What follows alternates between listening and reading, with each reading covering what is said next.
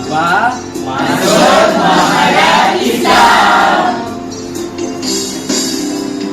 Hukum syarak yang berkaitan dengan urusan keuangan seperti jual beli sewaan, simpanan dan sebagainya. Hukum syarak yang berkaitan dengan urusan keuangan seperti jual beli sewaan, simpanan dan sebagainya. Hukum syarak, hukum syarak, hukum syarak, hukum syarak.